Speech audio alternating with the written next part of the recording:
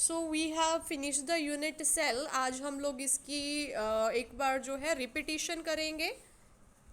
So if you see I have first given the definition of the cell. तो cell मैंने आप लोग को क्या बताया था, लाइफ की स्ट्रक्चरल और फंक्शनल यूनिट को हम लोग सेल बोल देते हैं। तो जितने भी लिविंग ऑर्गेनिजम्स के अंदर जो भी उनके बॉडी पार्ट्स फंक्शंस परफॉर्म कर रहे हैं या जो कुछ भी हो रहा है उनका बॉडी स्ट्रक्चर या शेप है वो इन सेल्स की वजह से है। तो रॉबर्ट हुक नाम का साइंटिस्ट था जिसने सबसे पहले सेल टर्म के बारे में एक्सप्लेन किया था।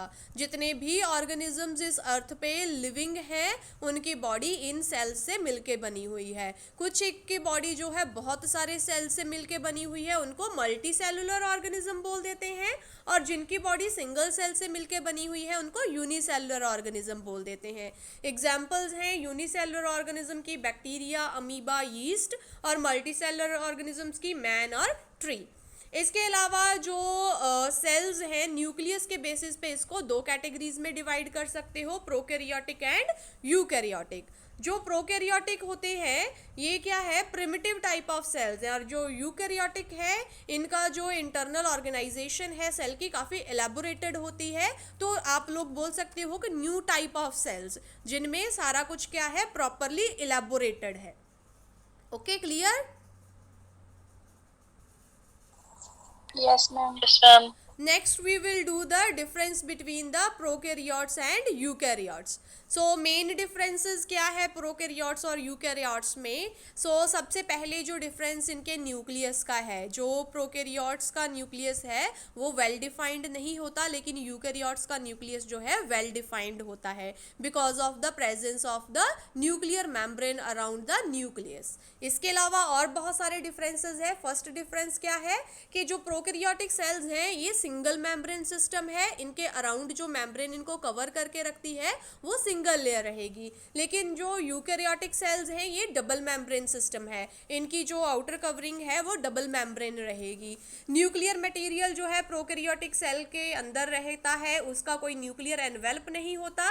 तो आप लोग बोल सकते हो कि आपको एक वेल डिफाइंड न्यूक्लियस नहीं देखने के लिए मिलेगा, जितना भी न्यूक्लियर मटेरियल है वो ऐसे ही साइटोप्लाज्म के अंदर प्रेजेंट मिलेगा। लेकिन यूकैरियोट्स के केस में क्या है, न्यूक्लियस जो है साइटोप्लाज्म से डिफरेंट आप लोग को दिखाई देगा, क्योंकि न्यूक्लियस को न्यूक्लियर मेम्ब्रेन ने कवर किया होता है। तो न्यूक्लियर मटेरियल और cytoplasmic material will be separated from each other because of the presence of this nuclear membrane.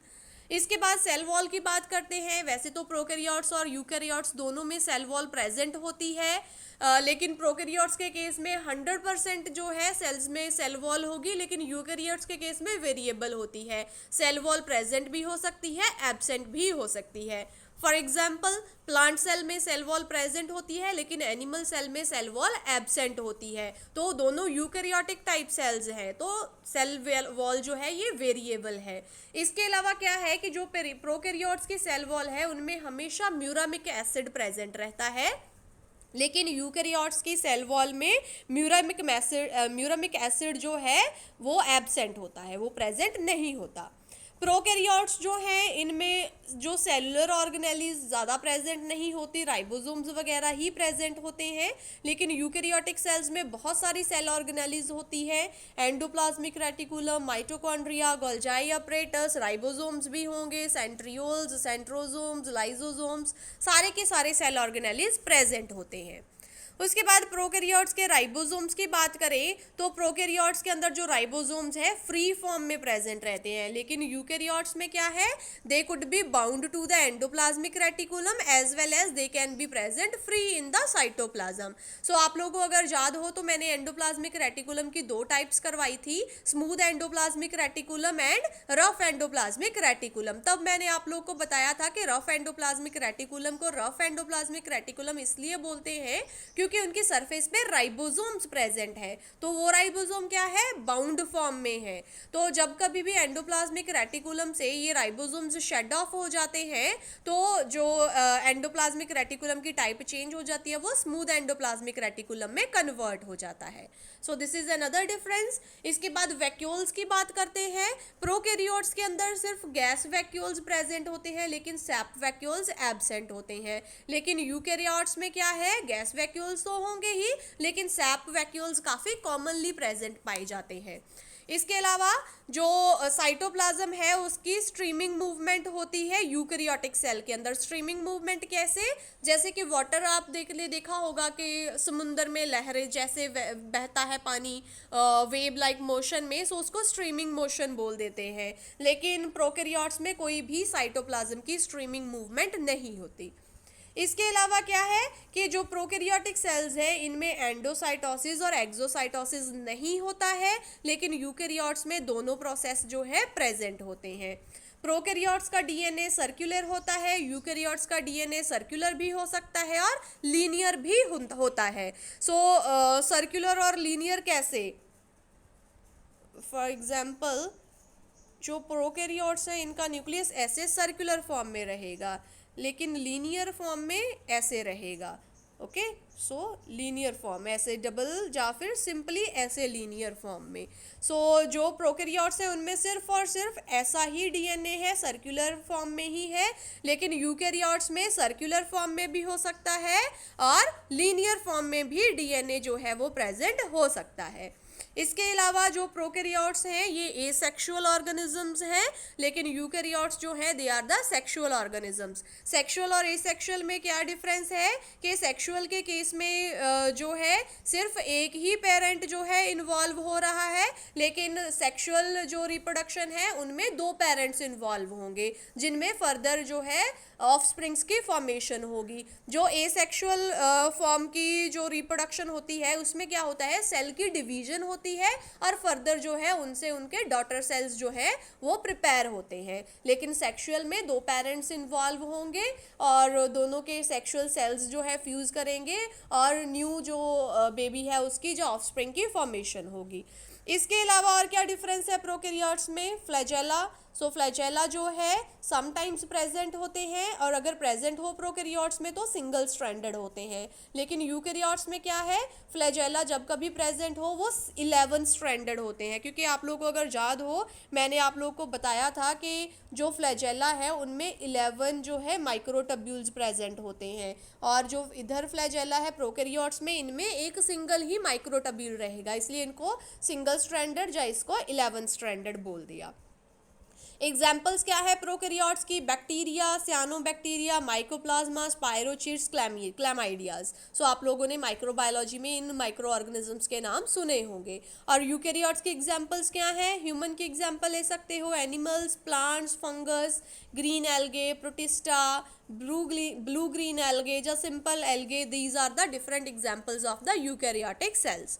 अगर हम लोग साइज की बात करें तो प्रोकैरियोट्स जो है इनका साइज छोटा होता है as compare to the eukaryotes. Eukaryotes जो होते हैं उनका साइज क्या होता है, बड़ा होता है। सो आप लोग इस साइज को कैसे डिफरेंशिएट कर सकते हो, देखो इधर प्रोकैरियोट्स का 1 to 10 माइक्रोमीटर तक ही साइज होता है, मैक्सिमम 10 माइक्रोमीटर लेंथ हो सकती है, लेकिन यूकैरियोट्स 10 से लेकर के 100 माइक्रोमीटर तक जो है इनका साइज जो है वो होता है। Okay, clear difference between prokaryotes and eukaryotes? Yes, ma'am. Okay, next हम लोग अभी सेल के कंपोनेंट्स की बात करते हैं। सेल्स के जो फंक्शनिंग रीजन्स होते हैं, 3 फंक्शनिंग रीजन्स होते हैं। प्लाज्मा मेम्ब्रेन जो कि आउटर कवरिंग है, मिड में न्यूक्लियस प्रेजेंट होता है और साइटोप्लाज्म होता है। सबसे पहले हम लोग प्लाज्मा मेम्ब्रेन या जिसको हम लोग सेल मेम्ब्रेन बोलते हैं इसकी बात करते हैं। तो मैंने आप लोगों को बताया था कि सेल की सबसे आउटर मोस्ट जो कवरिंग होती है उसको प्लाज्मा मेम्ब्रेन या सेल मेम्ब्रेन बोलते हैं। ये मेम्ब्रेन काफ़ी थिन होती है, ट्रांसपेरेंट होती है, इलेक्ट्रॉन माइक्रोस्कोपिक होती है, इवन इलास्टिक होती है, क्योंकि ताकि अगर सेल ने अपनी शेप वगैरह चेंज करनी हो तो इसकी इलास्टिसिटी की वजह से जो है सेल इजीली अपनी शेप को चेंज कर सकता है। इवन जो प्लाज्मा मेम्ब्रेन है ये रीजनरेटिंग होती है। रीजनरेटिंग मतलब अगर कहीं से प्लाज्मा मेम्ब्रेन डैमेज हो जाए किसी भी रीजन से तो फिर से वो वापस वहाँ से अपने आप को कवर कर लेती है। जैसे आप लोगों ने देखा होगा ना कि छिपकली की अगर लिजर्ड की पूंछ टूट जाए तो वो वापस से आ जाती है, इसको रीजनरेशन बोल देते हैं। सो सेम ही प्लाज्मा मेम्ब्रेन के केस में होता है, अगर कहीं से डैमेज हो जाए तो वो डैमेज जो है फिल हो जाती है और प्लाज्मा मेम्ब्रेन पहले जैसे नॉर्मल हो जाती है। अनदर इम्पॉर्टेंट फंक्शन इसका क्या है, that it is semi permeable in nature. सिर्फ कुछ एक सिलेक्टेड मटेरियल को ही जो है अपने अंदर से अंदर बाहर क्रॉस होने देती है, बाकी के जितने मटेरियल्स हैं हर कोई चीज इसको क्रॉस करके अंदर बाहर नहीं जा सकती है। नेक्स्ट जो कंपोनेंट आ गया हमारे सेल का, दैट इज साइटोप्लाज्म।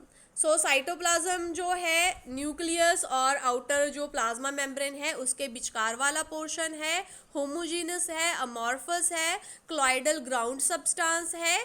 साइटोप्लाज्म के अंदर जितने भी बायोसिंथेटिक या कैटाबॉलिक प्रोसेसेस होते हैं, मतलब किसी भी चीज़ की फॉर्मेशन होनी है जिसको हम लोग बायोसिंथेसिस बोल देते हैं, जैसे कि प्रोटीन की फॉर्मेशन होनी है, that is happening inside the cytoplasm.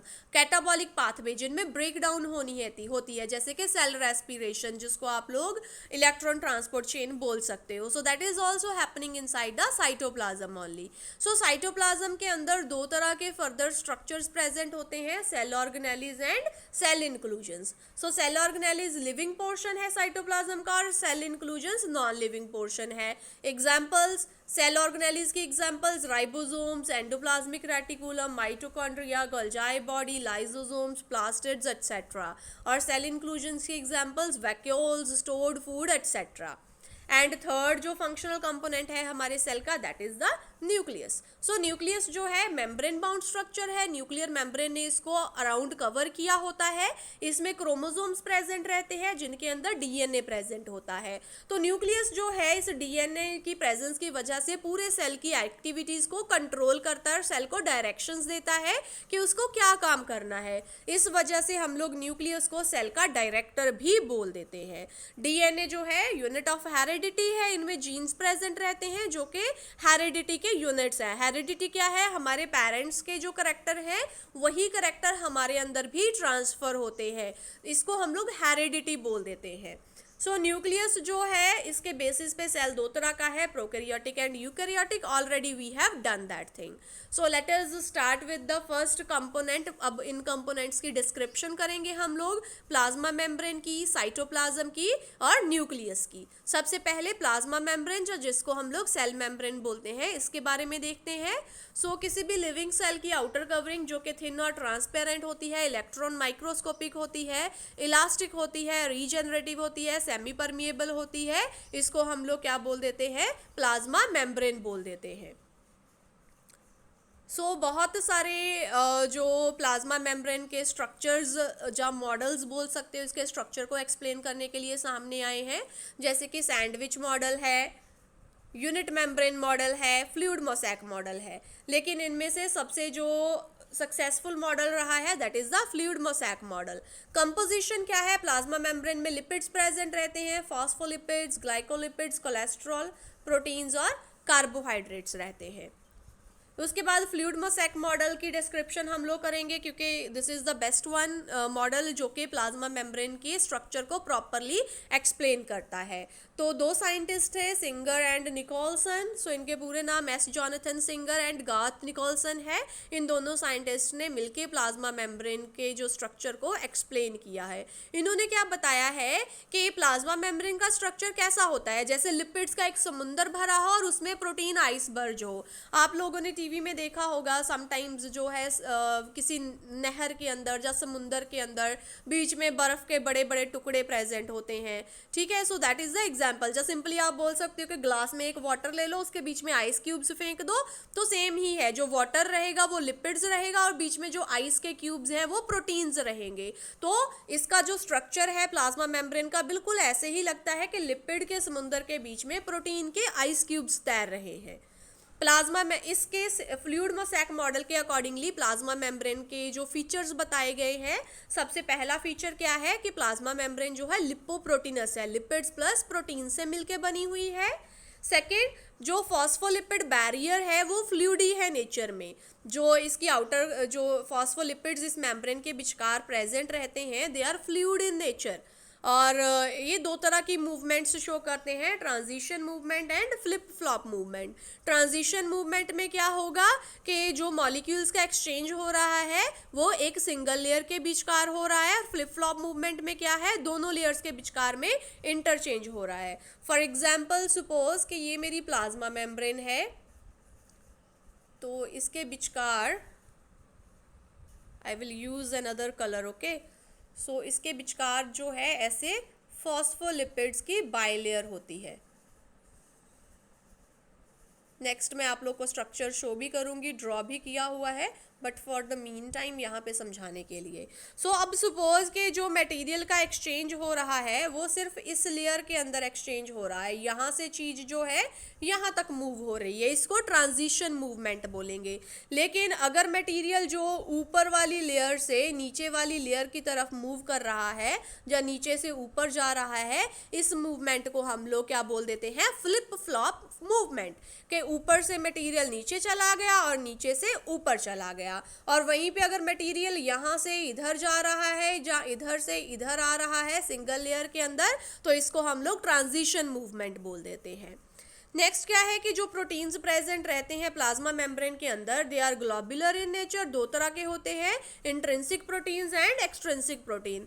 Intrinsic को इंटीग्रल प्रोटीन बोल देते हैं, एक्सट्रिंसिक को पेरिफेरल प्रोटीन बोल देते हैं। सो बहुत सारे इंट्रिंसिक प्रोटीन्स जो है वो लार्ज होते हैं, कि जैसे सपोज कि ये डायग्राम है, इसके में ऐसे प्रेजेंट रहेंगे इंट्रिंसिक प्रोटीन, कि वो सेल के बाहर मेम्ब्रेन के अंदर भी होते हैं और सेल के साइटोप्लाज्म और आउटर मेम्ब्रेन के साथ में भी अटैच्ड रहते हैं। लेकिन इंट्रिंसिक क्या रहेंगे, यहाँ पे बीच में कहीं पे ये प्रोटीन्स प्रेजेंट रहेंगे मेम्ब्रेन के अंदर ही। Clear up to this? Yes, ma'am. Yes, ma'am. Yes, ma'am. Okay, so next जो है इनको ट्रांसमेम्ब्रेन प्रोटीन बोल देते हैं, जो कि एक टनल के तौर पे काम करता है। जैसे मैंने आप लोग को बताया ऐसे, ये टनल है। टनल क्यों है, क्योंकि इनमें पोर्स प्रेजेंट होते हैं। टनल क्या होती है, गुफा जैसी, तो इसके अंदर ऐसे टनल प्रेजेंट होती है कि मटेरियल इस टनल के थ्रू अंदर बाहर मूव कर सके। सो नेक्स्ट क्या है, फीचर क्या है कि जो फॉस्फोलिपिड मॉलिक्यूल्स हैं वो पोलर होते हैं। उनका दो है, एक हेड होता है, एक टेल होता है। फॉर एग्जांपल कि मैंने आप लोग को फॉस्फोलिपिड की ऐसे बाइलेयर बताई थी, तो ये हेड है और ये नीचे वाला पोर्शन टेल है। तो जो हेड रहेगा ये क्या होता है, हाइड्रोफोबिक होता है, और जो टेल होती है जो हेड होता है हाइड्रोफिलिक होता है, और जो टेल होती है वो हाइड्रोफोबिक होती है। यही रीज़न है कि ये अपने आउटर साइड पे भी कुछ नहीं बोलता है, कुछ प्रॉब्लम नहीं कॉज करता, लेकिन मटेरियल जो है इस हाइड्रोफोबिक लेयर को क्रॉस नहीं कर पाते। यही रीज़न है कि ये सेमी परमिएबल नेचर है। जो भी लिपिड कंटेनिंग मटेरियल होंगे सिर्फ उनको ही अपने अंदर बाहर मूव करने देगा। नेक्स्ट क्या है, जो हेड्स रहेंगे फॉस्फोलिपिड बाइलेयर के, बाइलेयर डबल लेयर है, सो डबल लेयर के जो हेड्स रहेंगे ऐसे डबल लेयर प्रेजेंट होती है। सो अगर आप देखो हेड जो है ऑपोजिट डायरेक्शन में है, लेकिन जो टेल्स हैं they are facing towards each other. Tails एक दूसरे के टुवर्ड्स जो है फेस कर रही हैं। ओके, सो इसकी वजह से जो बीच वाला ये पोर्शन हो गया, जो बीच वाला ये पोर्शन है, ये एज अ बैरियर के तौर पे काम करता है, रेजिस्टेंट करता है कि कोई मटेरियल यहाँ तक एंटर करे लेकिन इसके आगे यहाँ तक मूव नहीं हो सकता है। सो कार्बोहाइड्रेट के मॉलिक्यूल्स भी प्रेजेंट रहते हैं प्लाज्मा मेम्ब्रेन के अंदर, लेकिन वो लिपिड्स के साथ कंबाइंड फॉर्म में रहते हैं, ग्लाइकोलिपिड्स की फॉर्म में, या फिर प्रोटीन के साथ कंबाइंड फॉर्म में रहते हैं, ग्लाइकोप्रोटीन्स की फॉर्म में। इसके अलावा फैट के मॉलिक्यूल्स होते हैं, स्टीरॉल होता है, कोलेस्ट्रॉल होता है, जो कि फॉस्फोलिपिड बाइलेयर के इन बिटवीन जो है देखने के लिए हमें मिलता है। So now I will show you the structure. So see, this is the structure of the plasma membrane.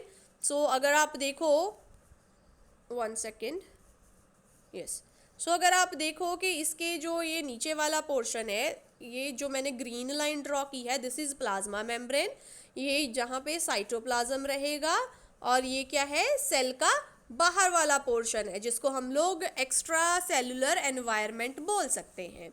So अगर आप इस स्ट्रक्चर को ध्यान से देखो तो आप लोगों को ये क्या है, फॉस्फोलिपिड की बाइलेयर शो की हुई है। देखिए ये क्या है, फॉस्फोलिपिड की बाइलेयर।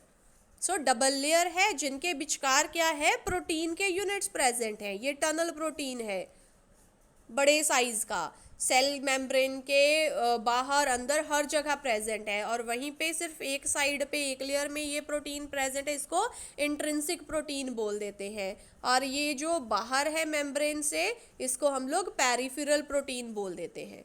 ठीक है, 3 टाइप के प्रोटीन्स क्लियर हुए। ये भी पेरिफेरल प्रोटीन है, लेकिन इसके ऊपर ये कार्बोहाइड्रेट जुड़ा हुआ है, तो कार्बोहाइड्रेट और प्रोटीन को कंबाइनली क्या बोल दिया, ग्लाइकोप्रोटीन बोल दिया। और वहीं पे फॉस्फोलिपिड के साथ ये जो है कार्बोहाइड्रेट प्रेजेंट है, तो इस केस में इसको क्या बोल दिया, लिपिड प्लस कार्बोहाइड्रेट, ग्लाइकोलिपिड। और ये हाइड्रोफोबिक टेल है, और ऊपर क्या है, हाइड्रोफिलिक हेड है। इनको हम लोग क्या बोलेंगे, hydrophilic head. Okay, yes ma'am. So जो मटेरियल का एक्सचेंज होता है, मैंने बताया कि 2 ढंग से जो है मूवमेंट्स होती हैं प्रोटीन्स की। सपोज कि इस प्रोटीन से इस साइड को जो चीज़ मूव करनी है इसने, तो वो कैसे मूव करेगा, फ्लिप ट्रांजिशन मूवमेंट के थ्रू। लेकिन अगर यहाँ से ऊपर मूवमेंट होनी है तो ऐसे ऊपर नीचे हो रही है, इसको फ्लिप फ्लॉप मूवमेंट बोल देते हैं। सो जो ये बीच वाला पोर्शन है, जो ये मिड वाला पोर्शन है ये टेल्स का, ये क्या है, हाइड्रोफोबिक है नेचर में, हर एक चीज़ को अपने अंदर एंटर नहीं होने देता, स्पेशली वाटर या वाटर सॉल्युबल चीज़ों को। और जो ये हाइड्रोफिलिक हेड है, ये क्या है, ये हर एक चीज़ को अपने पास आने देते हैं। सो स्ट्रक्चर क्लियर हुआ प्लाज्मा मेम्ब्रेन का सब लोगों को? Yes ma'am. Do anyone have Yes, any ma'am. Doubts? No doubts? No ma'am. Okay, then let us continue with the functions of the plasma membrane. So पहला function क्या है हमारा plasma membrane का, cell की इंडिविजुअलिटी को बनाए रखती है। सेमी फ्लूइड कंटेंट होते हैं जिसकी वजह से जो है सेल और बाहरी एनवायरनमेंट के साथ मटेरियल एक्सचेंज करने में हेल्प करती है। सेल को इंजरी से प्रोटेक्ट करके रखती है, मटेरियल के आउटफ्लो और इनफ्लो में इन्वॉल्व होती है, बहुत सारी ऑर्गेनेलीज को साइटोप्लाज्म के अंदर ही रखती है, सेल से बाहर मूव नहीं होने देती। सेल्स की आपस में जंक्शन मतलब ज्वाइनिंग में हेल्प करती है ताकि सेल्स मिलकर टिश्यू बना सके। इसके अलावा ये इनफोल्ड हो जाती है, अंदर की तरफ फोल्ड हो जाती है ताकि एंडोसाइटोसिस कर सके, मटेरियल का इनटेक कर सके सेल के अंदर। इवन आउटफोल्ड करके मटेरियल को बाहर निकाल देती है, जिसको आप लोग एक्सोसाइटोसिस बोल देते हो। सो इसके अलावा सिलिया और फ्लैजेला प्रेजेंट होते हैं इनकी सरफेस के ऊपर, उनको भी बाहर प्रोजेक्ट होने में प्लाज्मा मेम्ब्रेन हेल्प करती है।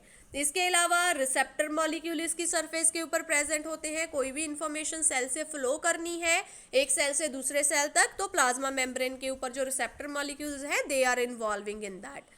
इसके अलावा क्या है कि जो प्लाज्मा मेम्ब्रेन है इनमें लिगोसेक्राइड मॉलिक्यूल्स प्रेजेंट रहते हैं, कार्बोहाइड्रेट्स के मॉलिक्यूल्स प्रेजेंट रहते हैं जो कि सेल्फ और नॉन सेल्फ को डिटेक्ट करते हैं, एंटीबॉडीज आप लोग बोल सकते हो, ताकि जो बॉडी के अंदर अगर बाहर से कुछ आ रहा है, जब बॉडी का अपना है उसको डिफ्रेंशिएट करके इम्यूनिटी प्रोवाइड करें।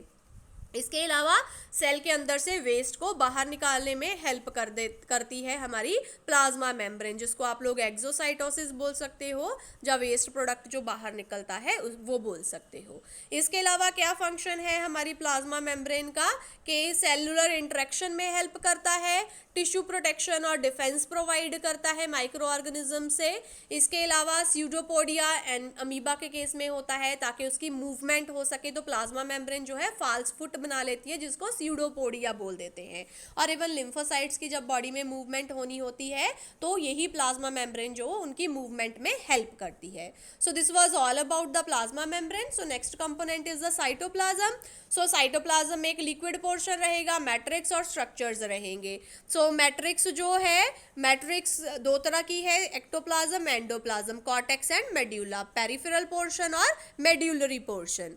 सो इनमें क्या है, साइटोप्लाज्मिक जो अभी नेक्स्ट स्ट्रक्चर्स है, साइटोप्लाज्मिक स्ट्रक्चर्स में क्या है, 2 मेन चीज़ें प्रेजेंट रहती हैं, cytoplasmic organelles and cytoplasmic inclusions. So सबसे पहले हम लोग फंक्शन कर लेते हैं, हमारे साइटोप्लाज्म का फंक्शन क्या होता है।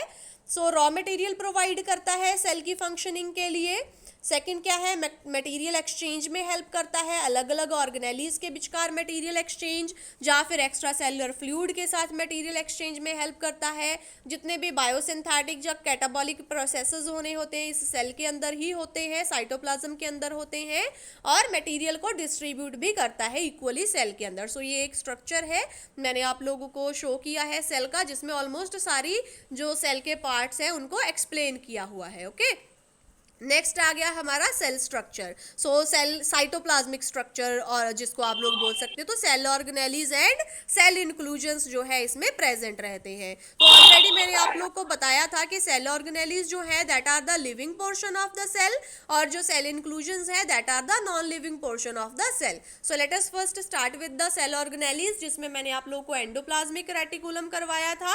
एंडोप्लाज्मिक रेटिकुलम ER से डिनोट करते हैं। इलेक्ट्रॉन माइक्रोस्कोपिक ऑर्गेनेली है, दो तरह का होता है endoplasmic reticulum, smooth and rough endoplasmic reticulum. Smooth को स्मूथ एंडोप्लाज्मिक रेटिकुलम इसलिए बोलते हैं क्योंकि इनकी सरफेस स्मूथ रहती है, सरफेस के ऊपर कुछ ग्रेन्यूल्स जो है प्रेजेंट नहीं रहते। लेकिन जो रफ एंडोप्लाज्मिक रेटिकुलम है इनकी सरफेस के ऊपर राइबोसोम नाम के ग्रेन्यूल्स रहते हैं, जिसकी वजह से इसको रफ या ग्रेन्यूलर एंडोप्लाज्मिक रेटिकुलम बोल देते हैं।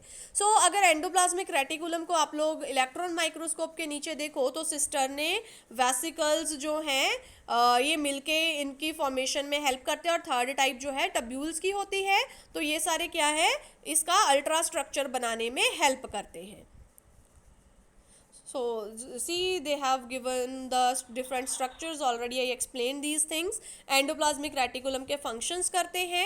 सो सबसे पहला फंक्शन क्या है, एज अ सर्कुलेटरी सिस्टम के तौर पे काम करता है। ER जो मटेरियल है उसको एक जगह से दूसरी जगह ट्रांसफर करता है। मटेरियल सबसे पहले जो RER के पास है, फॉर एग्जाम्पल सपोज कि ये प्रोटीन बना रहा है, सो वो जाएगा SCR के पास, स्मूथ एंडोप्लाज्मिक रेटिकुलम से गोल्जाई बॉडी के पास, फिर प्राइमरी लाइसोसोम के पास, फिर प्राइमरी लाइसोसोम क्या है, एक्सोसाइटोसिस प्रोसेस के थ्रू उस मटेरियल को बाहर निकाल देगा।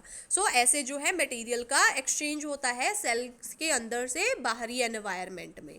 इसके अलावा एंडोप्लाज्मिक रेटिकुलम सेल का स्केलेटन बनाने में हेल्प करता है, सेल को सपोर्ट और शेप प्रोवाइड करता है। Endoplasmic reticulum as a segregation apparatus के तौर पे काम करता है, क्योंकि क्या करता है, जो एंडोप्लाज्मिक रेटिकुलम है वो सेल को कंपार्टमेंट्स में डिवाइड कर देता है। सो कंपार्टमेंट्स का क्या फ़ायदा होता है, जो कंपार्टमेंटलाइजेशन है ये सरफेस एरिया बढ़ा देती है। सरफेस एरिया बढ़ने की वजह से सेल का जो फंक्शन है वो और भी ज़्यादा इफेक्टिव हो जाता है। सो RER का नेक्स्ट फंक्शन क्या है कि न्यूक्लियर एनवेल्प बनाने में हेल्प करता है, अलग अलग एंजाइम्स फॉर्म करने में हेल्प करता है, जेनेटिक इंफॉर्मेशन को ट्रांसफ़र करने में हेल्प करता है, और सिंथेटिक प्रोडक्ट्स की स्टोरेज में भी हेल्प करता है। इसके अलावा आप लोगों को RER और SCR के डिफरेंट फंक्शंस बताए हैं। और नेक्स्ट क्या है, 1 सेकेंड, नेक्स्ट इनमें डिफरेंसेस है कि स्मूथ एंडोप्लाज्मिक रेटिकुलम और रफ एंडोप्लाज्मिक रेटिकुलम में क्या डिफरेंस है।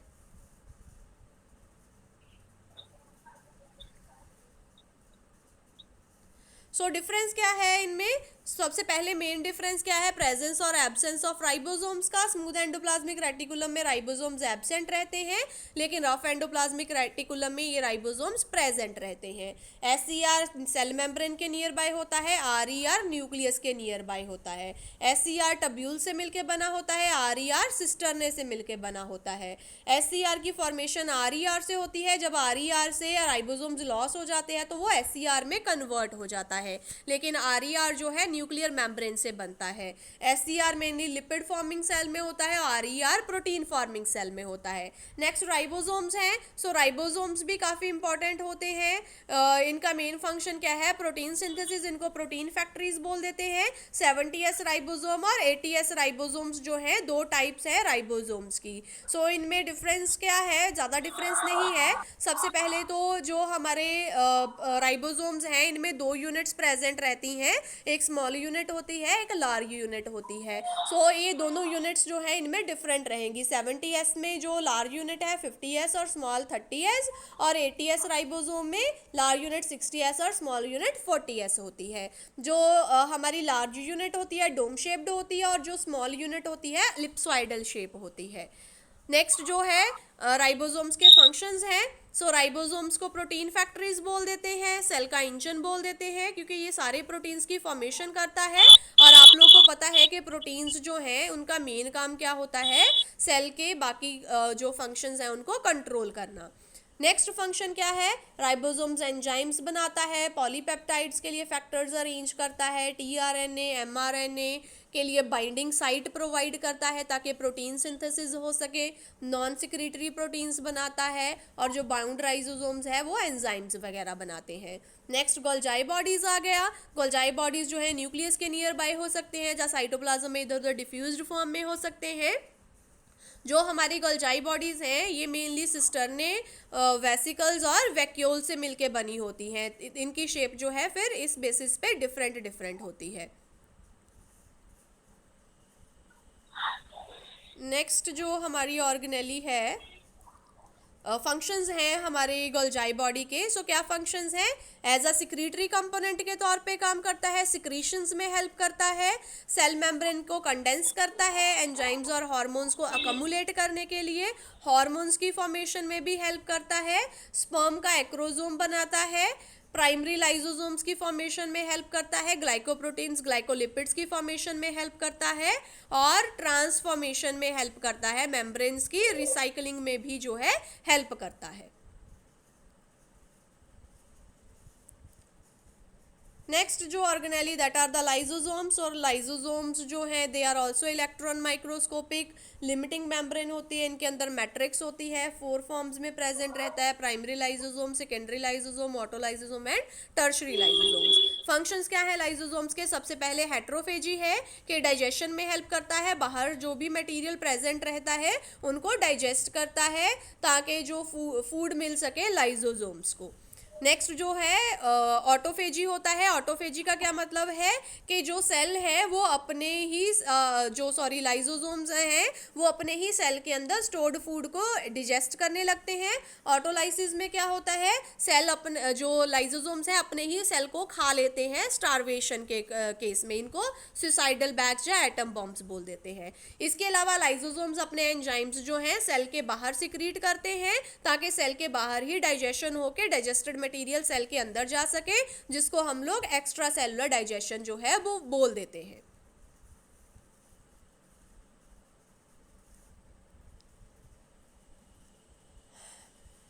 सॉरी,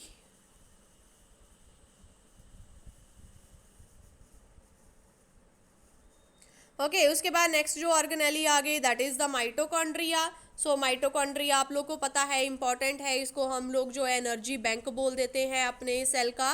सो इसमें भी एक माइटोकॉन्ड्रियल मेम्ब्रेन जिनको लिमिटिंग मेम्ब्रेन बोल देते हैं, माइटोकॉन्ड्रियल चैम्बर होता है। सो अगर आप अपने माइटोकॉन्ड्रिया के स्ट्रक्चर को ध्यान से देखो तो माइटोकॉन्ड्रिया का स्ट्रक्चर कैसा है, आउटर लिमिटिंग मेम्ब्रेन रहेगी।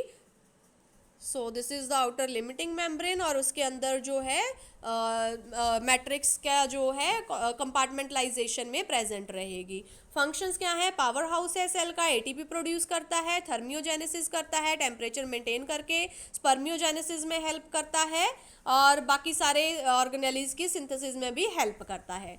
So this was little bit about the organelles. बाकी के ऑर्गेनेलीज फिर हम लोग नेक्स्ट क्लास में करेंगे। ओके